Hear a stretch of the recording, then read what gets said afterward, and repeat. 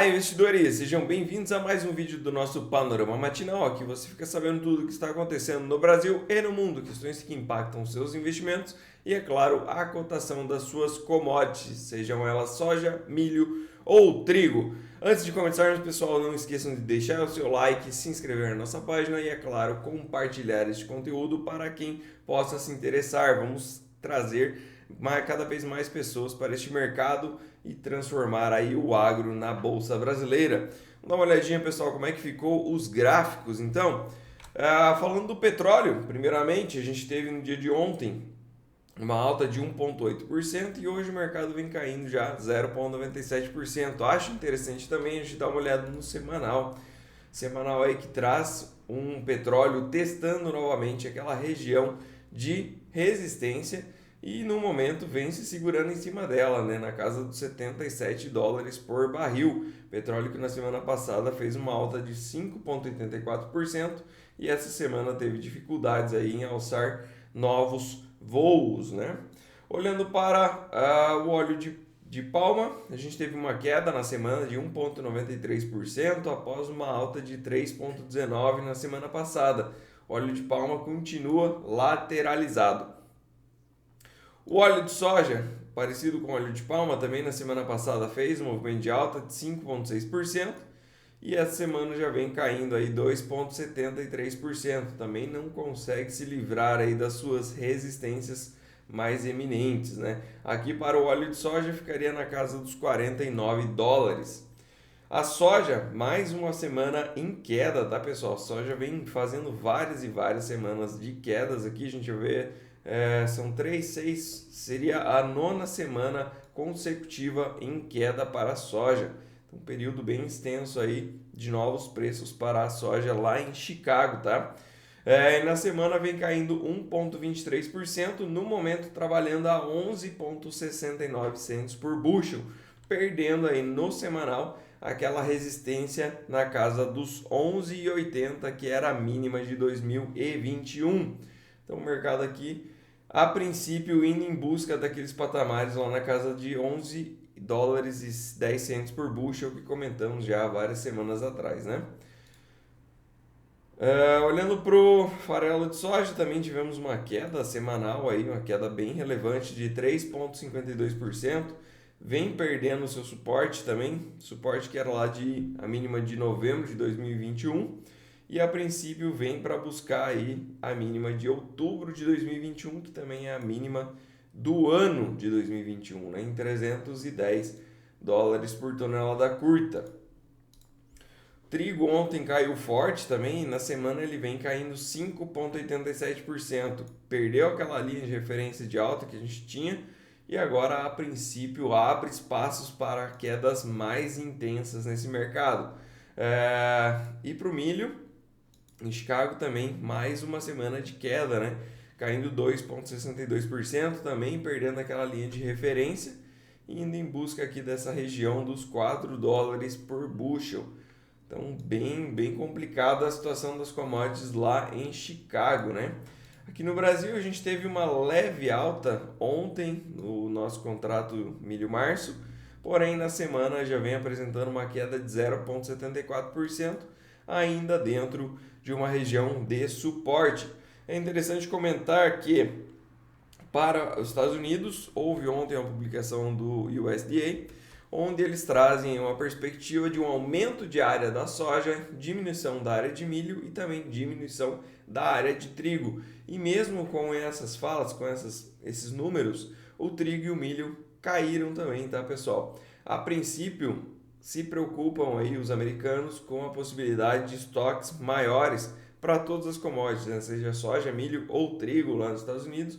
A perspectiva é que os estoques lá de passagem sigam muito elevados e mesmo com uma redução aí da área, isso ainda possibilite lá no futuro, na 24-25, a gente ter um estoque de passagem ainda muito grande.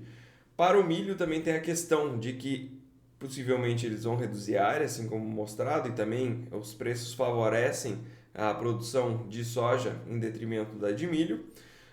E também uma diferença dessa safra para a safra passada é que eles devem investir mais em nitrogênio, que antes estava muito caro e agora está mais acessível, está mais barato.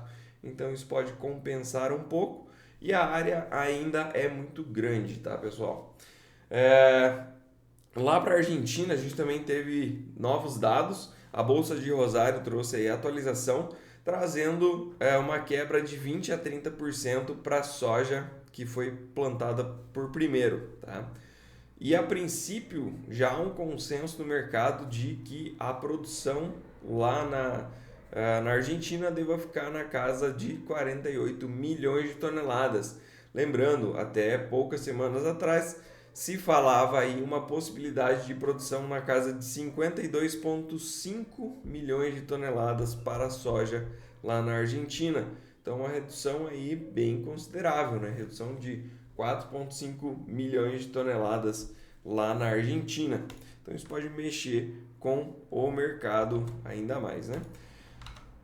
Na parte de clima, pessoal, menos chuvas lá na Argentina também não ajuda a melhorar a situação lá dessas lavouras, que a princípio pela Bolsa de Rosário ela disse que já está em um ponto irreversível, então essa queda de 20 a 30% para o primeiro plantio aí, para as primeiras áreas já é irreversível, então por mais que chova não ajudaria, mas o fato é que pode estragar mais, né?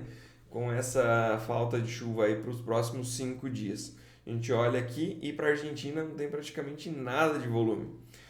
No Brasil, a gente tem um pouco de volume de chuvas para a região centro-oeste, para o Mato Piba também, mais chuvas lá para o Mato Piba. Aqui para o sul, cerca de 5 milímetros. E esse aqui é o modelo americano, tá, pessoal? Para os próximos 5 dias. No modelo europeu, ele já traz um volume de chuvas um pouco maior. A gente vê a região mais avermelhada aqui na parte do centro-oeste e do Mato Piba também. Então, pelo modelo europeu, a expectativa é que chova cerca de 60 milímetros em média para essa região. Deve chover na totalidade aí do Brasil, né? E a gente vê menos chuvas também pelo modelo europeu aqui para o sul, trazendo alguns pontos com 50, 60 milímetros e outros pontos com cerca de 5 milímetros. E para a Argentina também, aqui aumenta um pouquinho a área verde, né? Que seria 5 milímetros no acumulado para 5 dias, mas não é muita coisa, né? A gente vê que a Argentina não deve receber chuvas nem pelo modelo americano, nem pelo modelo europeu.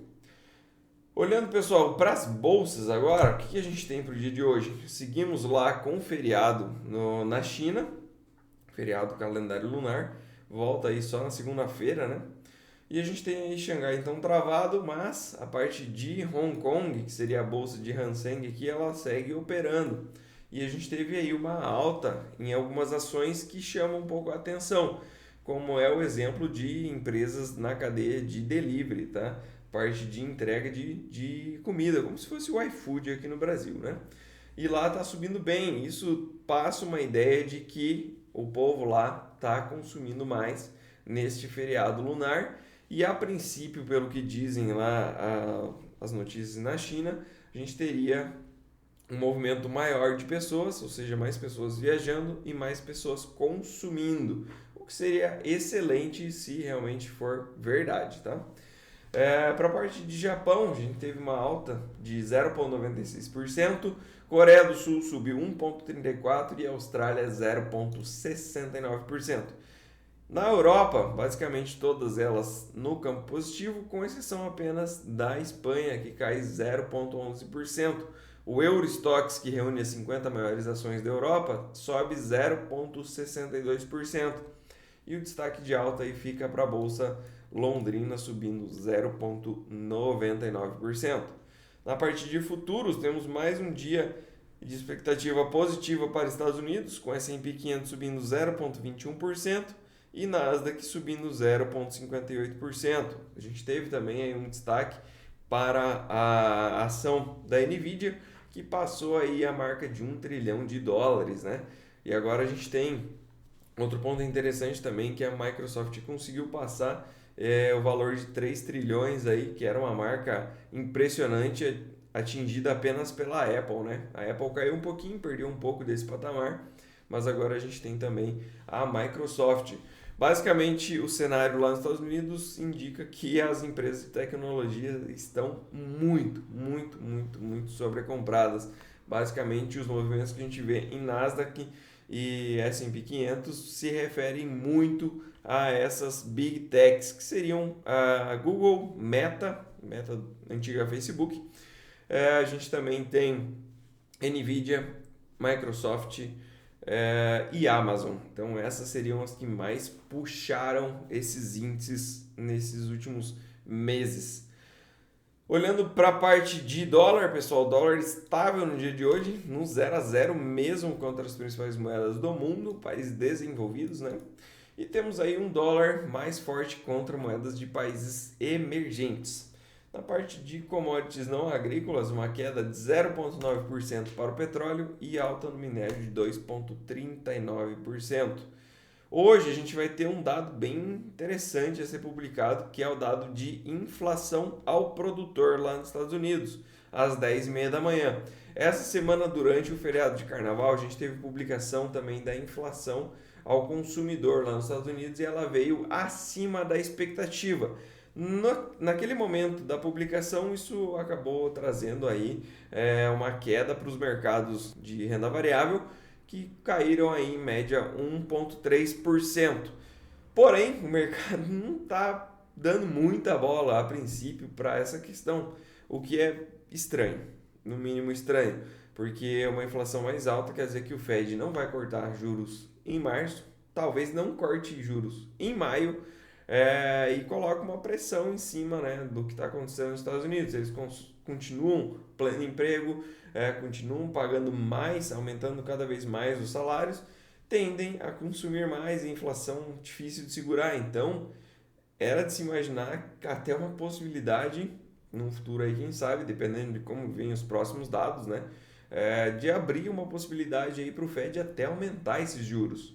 Tá? Esse seria um ciclo natural. A princípio, eles não devem mexer nessa taxa de juros, ela deve ficar estagnada, não devem aumentar, mas também não devem cortar, né?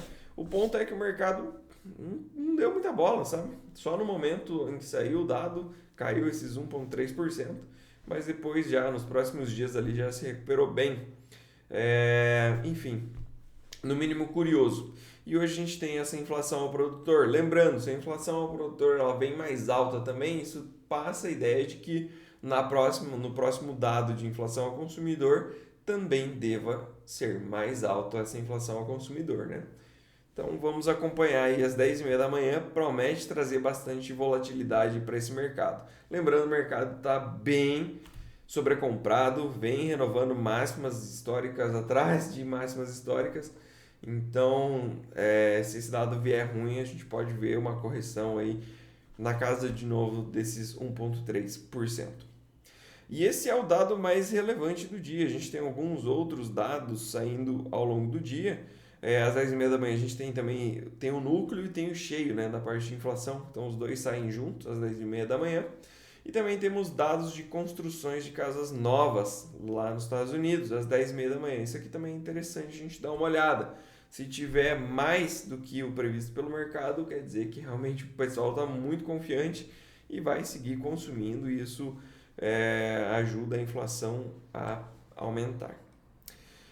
A gente tem alguns dados também para sair, por exemplo, às 2h10 da tarde, a gente tem um discurso da Mary Daly, que é membro do FONC. Isso aqui também pode ser interessante, até porque ela fala depois da publicação do índice de preços ao produtor, tá? Então é interessante acompanhar às 2h10 da tarde. Mas realmente as atenções então concentradas aí às 10h30 da manhã no dia de hoje. Pessoal, a todos aí um grande abraço, um ótimo final de semana e voltamos com tudo semana que vem. Volta a China, aí a gente já começa a ter uma agenda política mais pungente aqui no Brasil. E vamos ver o que vai acontecer, né? No Brasil, no mundo, seguimos acompanhando e atualizando vocês todos os dias. Por isso, não se esqueçam, deixem o seu like, se inscrevam aqui para receber as atualizações que a gente posta. A gente tem shorts aí sendo publicados nas quartas-feiras, vídeos mais educacionais, inclusive confiram o vídeo do Marcelo, falando como é que funciona a parte da entrega física ou financeira na bolsa para contratos de soja e milho. Então, dê uma olhadinha lá para ficar antenados aí no que está acontecendo no Brasil e no mundo.